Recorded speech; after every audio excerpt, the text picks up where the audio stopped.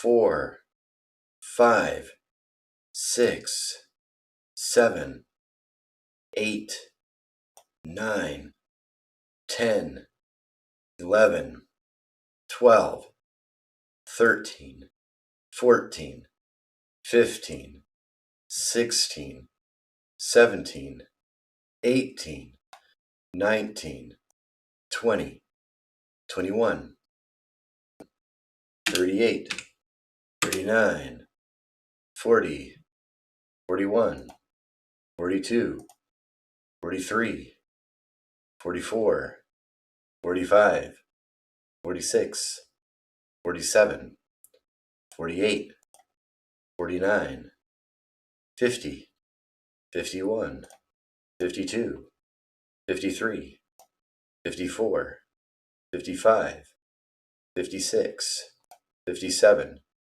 58, 59, 60, 61, 62, 63, 64, 65, 66, 67, 68, 69, 70, 65, 66, 67.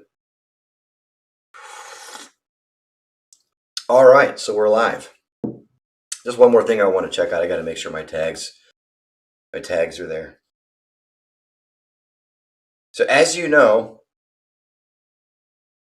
Ricky and the tags are gone. Hold on. Jeez. As you know, I just put the tags in there.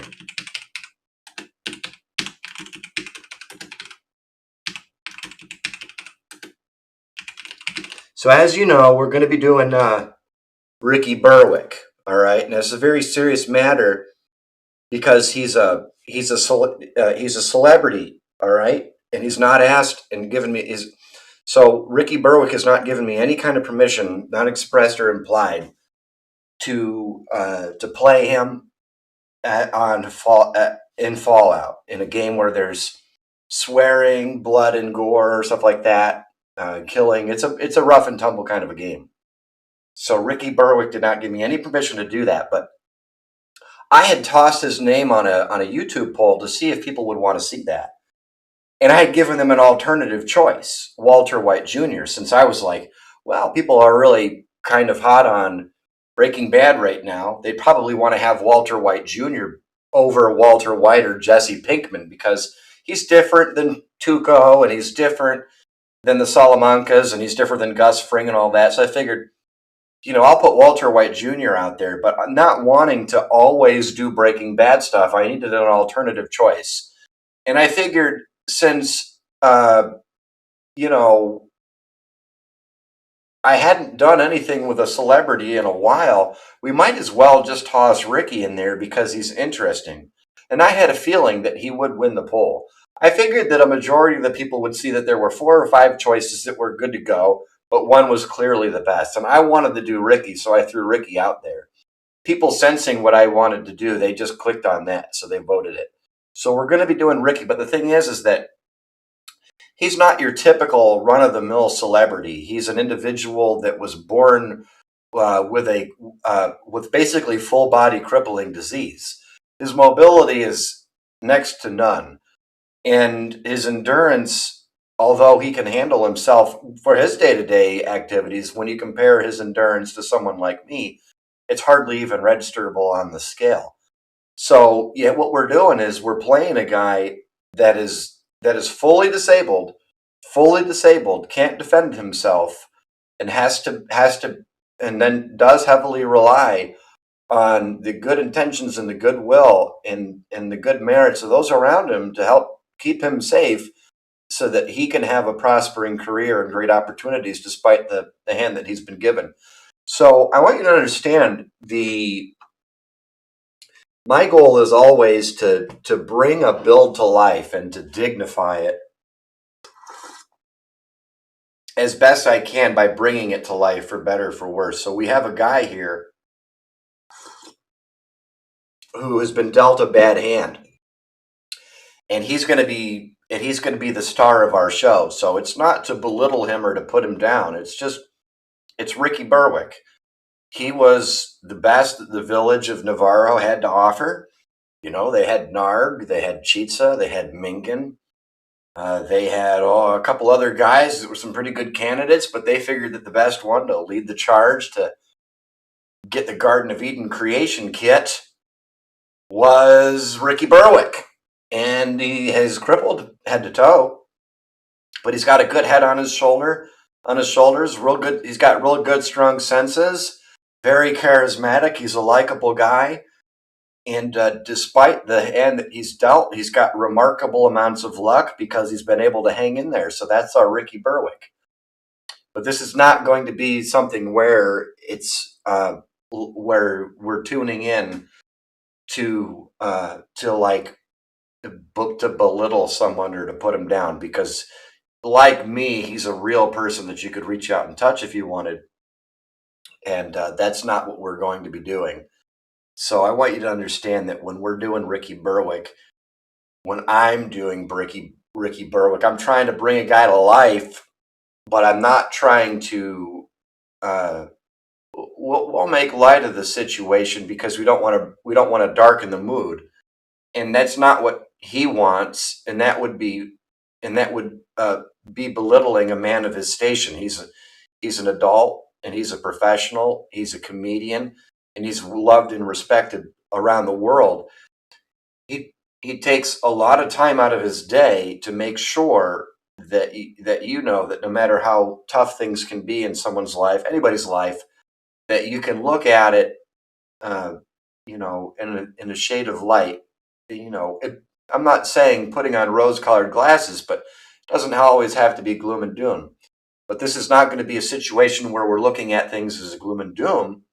But we're also not going to be looking at things in a comical light because I'm not Ricky and I've not been given any kind of permission to do that. I'm simply going to be playing the game as if I was Ricky. So so let's take a look at the build. Do we got anybody here? So let's take a look at the build. The build for Ricky, because I don't play with game editors. I don't play with game editors. So when I took his strength down to 1, because he's got 1 strength, I mean, that was what he had. And one thing I got to fix is there. So you'll see him. But he's not jinxed. Okay? So our build that we're looking at for Ricky is I've never had a build like this. And it's a threatening build, I'll tell you. For anybody, I don't think anybody wants to have to pilot a build like this, because you'd almost think, well, I basically couldn't be won, and maybe it can't. I don't know. But we're going to give it a shot for Ricky. And I tell you what, Ricky, if anybody can get you to the finish line, it's going to be me. So let me just finish saving this file here. Ricky build.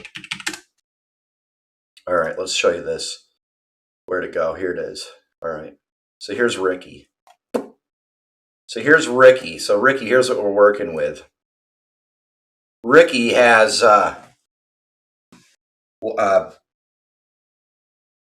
1 strength, 10 for perception, 1 for endurance, 10 for charisma, 7 for intelligence, 1 for agility, and 10 for luck. See, I don't have a game editor and I don't do that, so I was stuck with these points.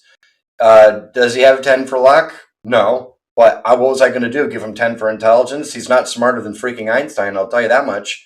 I would have made him a 6 if I could, because I figured he's good. I figured his IQ's about anywhere from like 107 to 114, which is heartily above average. I figured that'd be good. But he's very good now, so then he's basically from 114 to basically like 122. So which is very, very good. But I didn't have anywhere else to put the points. I don't know how smart the guy is, But I figured that there was only one thing that I had that I really needed to make sure that I kept under control, and it was intelligence. So his IQ is anywhere from like 107 to 114 to 114 to about 122. And is he worse than that? Or is he more average? I don't know. Is he better than very good? I don't know. But that's what I think that he is, because in today's YouTube marketplace, you got guys from all kinds of flavors. They're out there.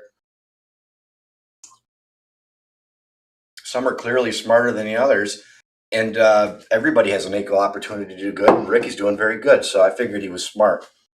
But anyway, so this is Ricky. So the plan is for Ricky is that I got to get this guy. Oh, and believe me, Ricky, if you think your journey is going to be an easy one, no, your journey is going to be the hardest you've ever seen it. So Ricky, your journey is going to be very, very bad. Ricky is going to be like an 11-hour and 35 to 11-hour, 45-minute long game, just about to the point where the stream shuts down. And Ricky, what you have to do is you have to do a 4 corners. So you have to go, you got to do everything. You got to go all the way from Arroyo to Klamath to the Den. And then you got to go to Modoc to Gecko, then to Vault City. And then you got to go all the way back to the Den to pick up your car, to then go to Broken Hills, do everything in Broken Hills, and then go to New Reno, one of the most exploitive places in the whole game, where they're going to take advantage of you and steal your stuff. And then you, as a crippled dude, have to deal with all this the whole time. You're crippled as hell. You're crippled as hell. I got to get you there. And then I got on a live stream, and I can't die. And then I got to take you all the way down to the NCR, and then you got to take out a whole bunch of dudes in the Vault 15. You got to clean out Vault 15, and then I got to have you go fight a whole bunch of freaking Death Claws. And by the way, your endurance is only 1. So by the time you're taking out Death Claws, you'll be at like level 17 with about 50 hit points, which means any stray bullet along the way will kill you. Any tier 2 or any tier 2 or tier 3 critical hit to that does armor bypassing critical, whether it be the torso, the eye, the head, the arm, or the legs, is going to be getting a 2 to 3 times multiplier, and it's just going to kill you in 1 hit. Which means I basically cannot take even 1 critical hit the entire game. Then I got to kill a whole bunch of super mutants, and I can't even take a single hit. And then somehow I have to go to San Francisco, beat a bunch of tanker mutants, and then go to Navarro, knowing that if I get hit by even 1 bullet, I'm going to die. And then from there, I have to do everything I have to do in Navarro. Then I have to go to Reading, and I have to clean out an entire mine full of aliens. And make no mistake, they're aliens. They're not Wanamingos. Give me a break, dumbass. Those aren't Wanamingos. They're called Wanamingos to avoid a lawsuit. Those are aliens. I got to clean a bunch of aliens out of this big-ass mine. All right, then I got to go to the Sierra military base, where there are dual machine gun turrets all over the place, and they're going to be peppering me with bullets left and right. I got to do that. Ricky, your journey will be one of the legends. That will be one to go down in history. You are then going to go to the oil rig to then beat the game. And by God and sweet sunny Jesus, you are going to fight bare knuckle Frank Horrigan, and you are going to beat him to death with your bare crippled hands. So help me God, I will do whatever it takes to have you crawl drooling over the corpse of Frank Horrigan as the victor, as a gladiator that is a winner. So help me God and sweet sunny Jesus, that is exactly what's going to happen. And then you will cross the threshold of the now open blast doors to walk through the gates of today and into tomorrow, immortalized as a Fallout champion and hero. I and I alone have the abilities and the skills and the dignity to dignify you on this most impossible journey. And I have to get it done in 11 hours, 11 hours, 54 minutes, and 59 seconds before the stream shuts down. Before the stream shuts down. Well, the stream will keep on going, but then it'll stop recording. And then I would then quit at that point because I can't have that. I've got a terabyte drive it would all be saved on, but that if I upload content from my terabyte drive, then how could you know I didn't modify it? So I would be pissed off. It would be a long day for me. But we're gonna get you there, Ricky. Nobody else can do it. Oh hell, I mean, if you're watching this, if you figure you're good enough, and by the way, you're not. Yeah, you're not. You couldn't do this. Believe me, I've tried to teach other people to play the way that I've done, and 100,000 people have watched my content and have learned how to play the game, and they can't do it. But you're welcome to give it a shot if you think you can do it before me. But you're never going to be able to get Ricky to the finish line. If Ricky dies, I'll try again. But Ricky's really, really important to me. I really want Ricky to win. But I'm the only one that knows how to play Fallout with 1 for agility. I'm the only one that knows how to play Fallout with anything less than 8 for agility. So it's a big, big jump. So I want you to know, Ricky, so it's going to be just like you playing the game, dude. But like, you have no mobility. You have no endurance. You have no strength. You're running on fumes. You're running on fumes. What you're running on is your perception, your charisma, your luck, and your intelligence. Those are the tools that you have. I have news for you. That barely qualifies as something that I could beat the game with, but we're going to get you there, little buddy. We're going to get you. I will get you there. Don't you worry about them. Don't you worry about them. Don't worry. No, you and me, little buddy. You and me, little buddy. It'll be like the Skipper and Gilligan. I'm going to get you there. All right, little buddy, we're going to get you there one way or another. By my firm hand and my abusive mouth, we will get you there one way or another. Let's see if we actually got anybody here. Yeah, we got some people here. But that's true. That's what we're going to do. Yeah, but we're going to get Ricky there. All right, so I have my timer set for another 10 minutes. So for another 10 minutes, I'm going to work on card tricks. All right, so that's enough talking about Ricky. But anyways, that's Ricky. So I mean, I could still talk about Ricky, but I put in about 100 repetitions with the one-handed shuffle today. But I got a workout that's happening next, and my knee is killing me. Wow, did I age this year? I remember, so at 35, I felt fit as a fiddle at 35. 36 is when I first had arthritis. And that was the first time in my life I ever felt a slowdown at 36. As soon as I turned 37, oh my God. Oh my God. I turned 37 and it was just like, holy crap. When I was 36, I squatted 385 pounds. And then I turned 37 and then my squat went down like 60 pounds overnight. Like overnight. All of a sudden, my knee was just devastated. I was almost in the 400 club. And you know what? It was easy. I mean, it was coming so easy. Turned 37. Yeah. All that went away. So it's just, I don't know when it's going to be for you. I don't know when it's going to be when you get your first slowdown, but you'll know you're going to hit a brick wall, and then you got to rethink stuff.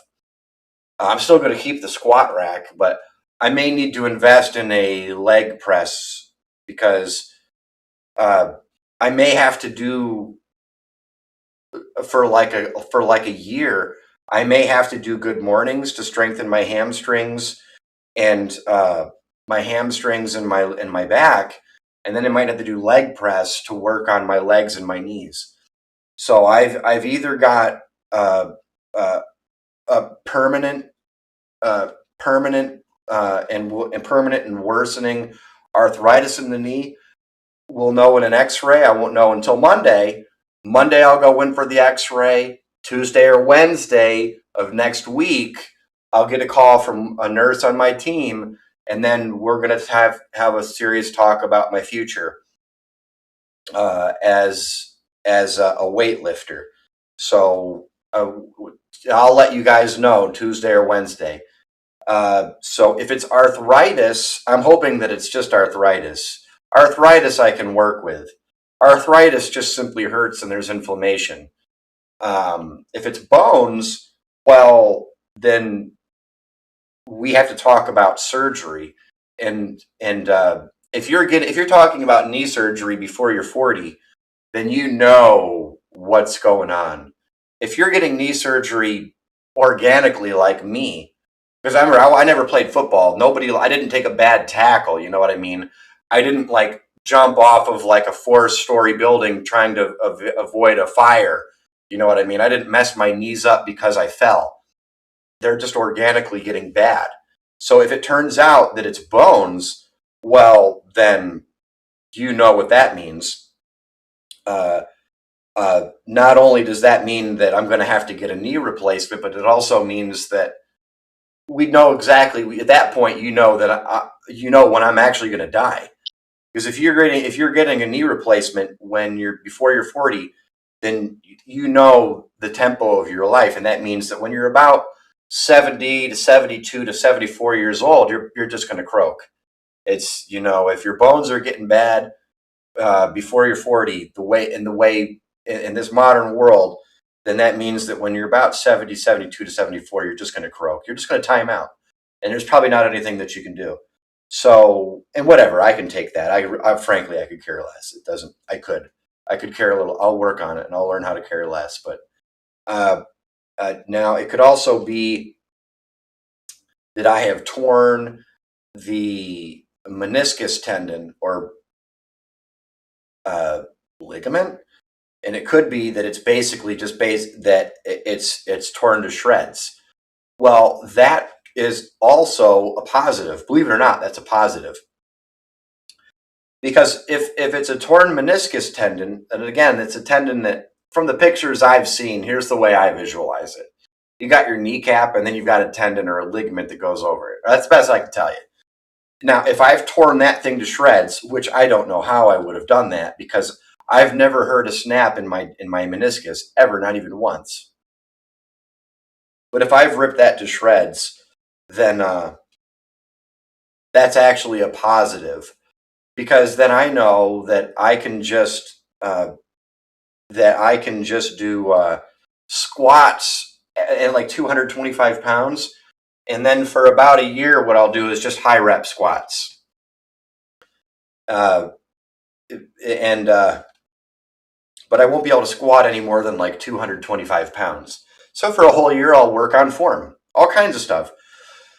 High bar, hybrid, low bar, all kinds of stuff, but it'll be with 225 pounds just for reps. And then what it'll do is it'll drive all kinds of blood into those tendons, because the thing is like, from what I've read, the tendons and the ligaments, they don't have blood vessels and stuff going into them. And you know what I mean? I mean, so like they get deprived. So when you get an injury there, you're hurt for a while. And I know that to be true because when I was in boot camp, we had to do an obstacle course, and I jumped off of a wall that was about 10 feet tall.